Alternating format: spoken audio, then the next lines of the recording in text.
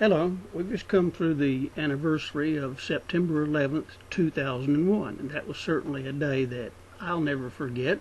Instead of watching the news coverage and all the memorials and everything concerned with that event, I thought I would just sit down and talk a little bit about my experiences and my memories from that day, and maybe talk a little bit about some long-term lessons that I learned from that experience. In September 2001, I was working in the telecommunications business, working for a company called General Dynamics Network Systems. And I lived and worked in Bessemer, Alabama, a city just south of Birmingham. Our job was to install telecommunications equipment in these small buildings that you see everywhere underneath the large cell phone towers. The cell phone complex that you'll usually see will be small trailer-type building and huge antennas, and our job was to install the equipment in those shelters. Most of this was done inside a huge factory in Bessemer. There was a contractor who put the buildings together, and then our job was to install the equipment, but we also did field work out installing equipment in existing shelters. So we'd go out in the country and work sometime, and I was on light duty because I'd broken my arm at a motel room in Cleveland, Tennessee. Slipped in the shower, broke my arm. That's a long story, but it made me almost useless as an installer. So I was assigned light duty to perform cleanups at the sites where jobs had already taken place. These installation jobs in telephone equipment shelters generate a huge amount of debris: cardboard, steel, metal, wood, just a huge amount of debris. So I was assigned a company vehicle. In my basically one-arm condition, I was collecting trash, you might say, on September 11th, 2001. So people often remember where they were the first time they heard about some huge disaster. I was out behind a factory building throwing garbage in a dumpster from one of these cleanups. When I heard this report on the radio that a plane had hit the World Trade Center, and I thought that was a little odd. I was in charge of my own schedule. I could manage my own time and handle the job the way I wanted to. I'd be traveling to a number of locations in north and central Alabama. So my first stop was a Cracker Barrel restaurant where I had a good breakfast to start the day, and mentioned to a waitress that some strange stuff was going on, and she said, informed me that a plane had also hit the Pentagon.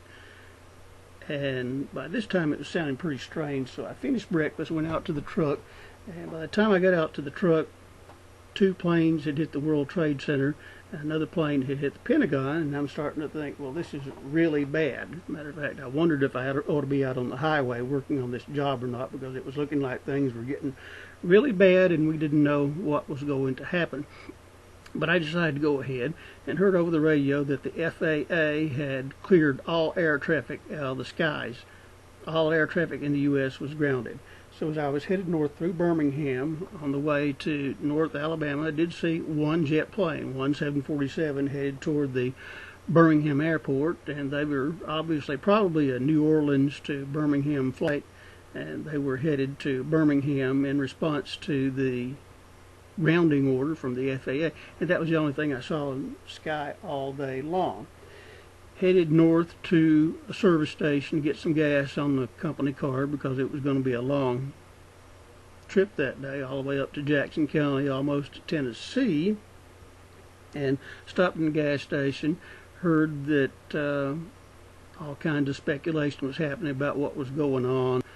Bush, the president at the time, was flying in the air.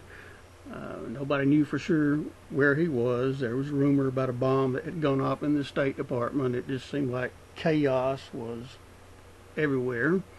And I had the happy privilege to be alone virtually all day that day.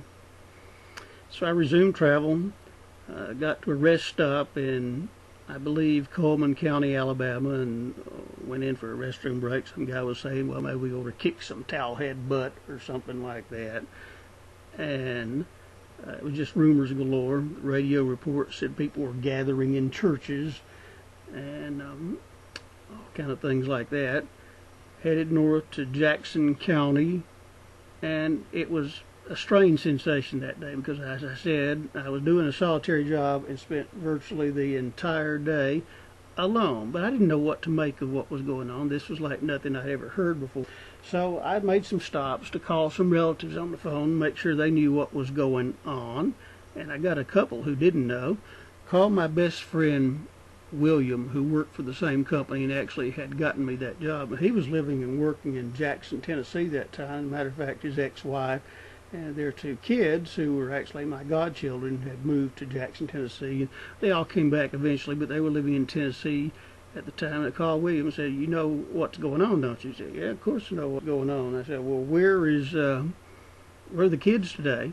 He said, "Well, Heather's taking Christian to Memphis to a doctor's appointment," and I wasn't sure that was such a good idea to be headed out to a major city, because I was kind of paranoid at the time. I was one of these evangelical Christians. I'm still a Christian, but I'm not so much evangelical anymore. But I had all these weird ideas about the apocalypse and the end of the world and things like that. And I was telling Mark, "Well, we don't know how bad this is going to get today." So continued my work throughout the day, continued to hear reports about terrorist attacks and who could be responsible and what was happening with the New York Stock Exchange, and fear just spreading everywhere, and here I am totally alone. As a matter of fact, I was listening to radio reports up high on this mountain way out in the middle of nowhere, looking down on the valley, nobody around. Kind of eerie, actually. So I spent the entire day on the road alone, and got back home and went to my apartment, watched Tom Brokaw on NBC. I was living alone at the time. So it was a strange experience. I was concerned about what was going on. I was concerned that the people who were close to me were safe, and everything appeared to be safe. And I assumed that a state of war would be coming along pretty soon, and sure enough, it did. And I was all for fighting against terrorism. The attack on Afghanistan, of course, that mentality that led the administration to do the right thing by going into Afghanistan led to some bad things later on, as the U.S. also went into Iraq, and Iraq had absolutely nothing to do with September 11th, 2001. So that particular day is a day that's kind of etched in my memory. It's a day that I'll never forget. Never heard anything like that before then. Didn't know what to think. I guess the biggest emotion that I had was kind of apprehension and a certain amount of nervousness about what was going to happen and how much my life and the lives of people I knew would be affected. But you know, in the longer term, our lives weren't actually affected that much by September 11th. The emotional scar, the psychological effect was pretty huge for the time, but the practical daily effect was actually pretty small. And now here we are in 2016, and the political situation is pretty much hopeless. Got two very defective candidates running, and for those of us who would care what happens to the country, everything's pretty much out of our hands.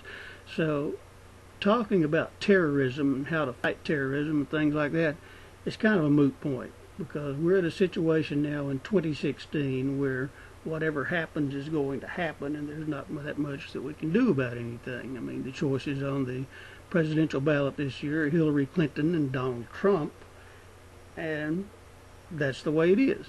So I think at this point it's useless to talk about lessons of September 11th and what the country should have learned and what the country should do now. All we can really do is focus on what we can do about our corner of the world.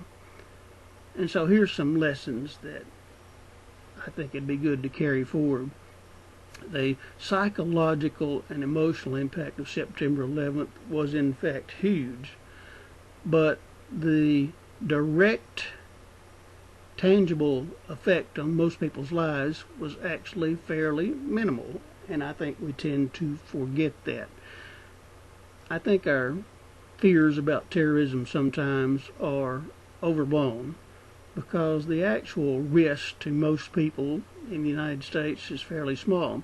Terrorist organizations tend to pick high-profile targets to make the biggest impact.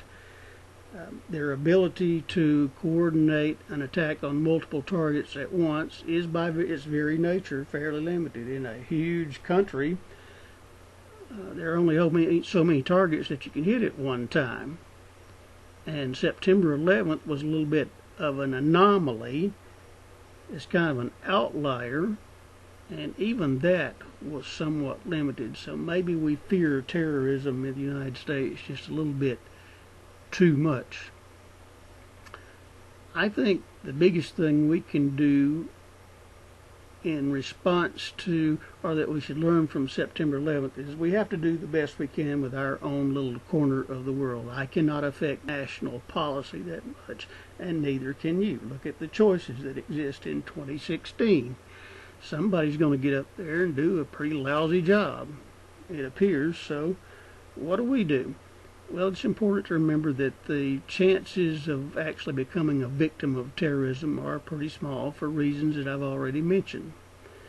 We do live in a dangerous world, and any open society is by its nature a dangerous society to a certain extent, because we don't have complete surveillance of every place and all people at all times.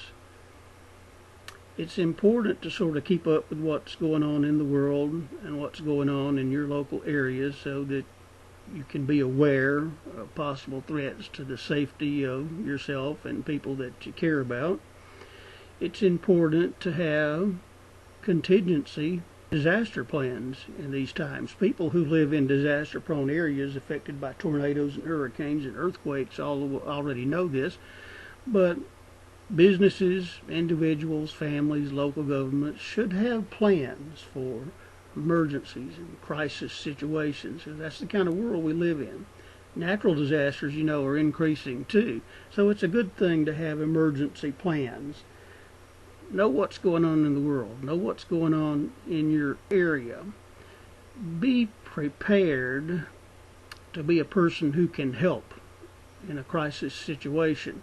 Something as basic as taking an American Red Cross first aid course or something like that could equip you to be a person who might be able to help out in a crisis or in an emergency situation. There are independent study courses that you can take with FEMA.